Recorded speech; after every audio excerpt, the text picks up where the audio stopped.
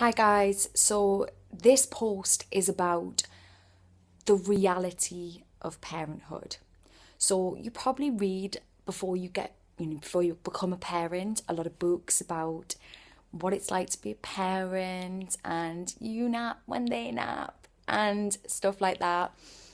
And you'll have this lovely, just imagining being a parent and your child and holding them in your arms for the first time, hearing them say, I love you, mom, I love you, dad, for the first time.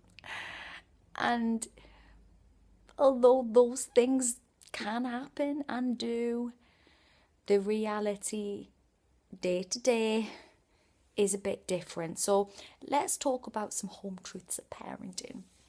Okay, as a parent, you're not going to sleep that much. And as a mum, particularly, you're going to feel like you're on alert all the time. You're going to have super, super good reflex reactions to, because you'll suddenly realise that children will just drop sometimes for no reason. My child likes to fling her head back and throw herself onto the floor, and sometimes I just have to be ready to catch her. So that's nice.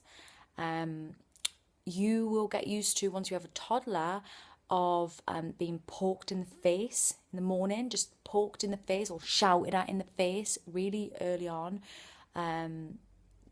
Yeah. My child has also at bedtime evolved to need a poo 10 minutes after going to bed. And poo, you get to learn that you're going to talk about poo a lot.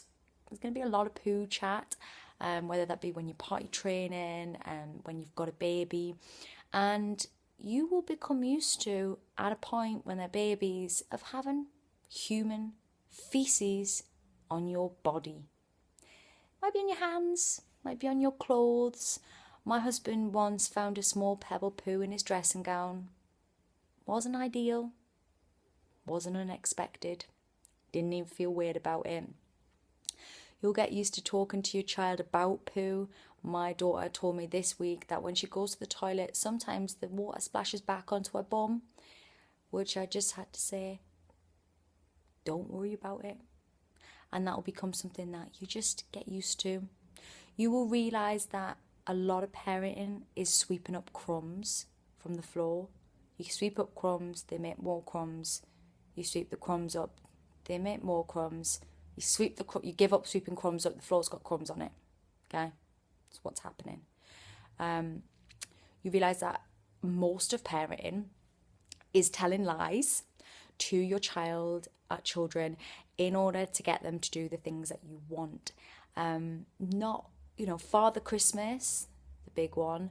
You don't have to just keep that to Christmas. You can use that lie all year round. It's totally fine.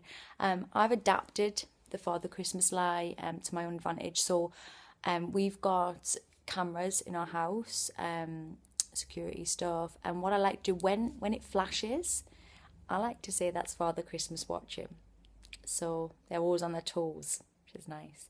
And I also have, when they're fighting in another room and I know it's kicked off and I know that neither one of them is going to tell me who really did it and they're going to screech at me, what I do is I get out my iPhone and I pretend to find an app and I'm like, don't worry about it, I'll find who did it.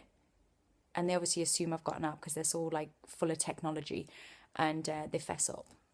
So that's a good one. You can have that one for free. Particularly as a mom, you will never go to the toilet again without hearing "Mom, Mom," and you will hide in the toilet. I often hide in the toilet for 5 minutes break, but they will find you.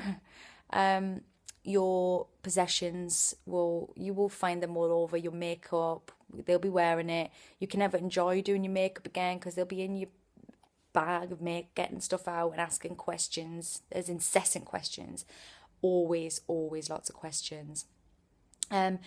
You'll find bedtime, getting up, stuff like that. They won't listen to you most of the time, and they will think of elaborate reasons why they haven't. My child told me that she didn't hear me because a tiger had put its fingers in her ear. So, yeah, Don't know what to say to that. Reading bedtime stories, as much as on occasion it's a beautiful experience, can become really monotonous because they want to hear that same story over and over again till it drives you mad, but they want that story. And yeah, what I like to do with that is I like to make up voices and just read it in a really weird way, which entertains me, irritates my nearly 5-year-old and tells me to stop doing the voices. But to be honest, it's the only way that gets me through it. If I have to read The Bear Snows On one more time, I think we need to get rid of the book, to be honest. Yeah. So parenting, one of the other things you will find that you do is you tell your children not to do something, or you say, you can't have chocolate now. It's nearly tea time. And then you sneak around the corner and eat chocolate. Or if they drop like a sweet on the floor and you then say, don't touch that, it's dirty, the floor's dirty, you can't have that sweet. Knowing that you're blatantly going to eat the sweet when they're not looking. Yeah, stuff like that. That happens a lot. Because you're a grown-up. You've done all that. You've done all that kid stuff. You can eat the sweet. You can eat chocolate at breakfast time if you want to. It's totally fine. But they can't. And they need to learn that.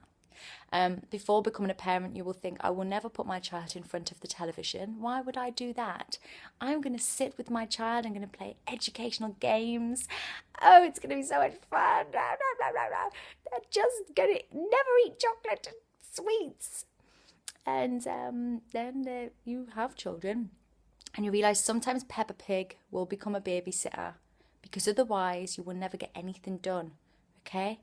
And sometimes you have to make your child be quiet by giving them a chocolate bar.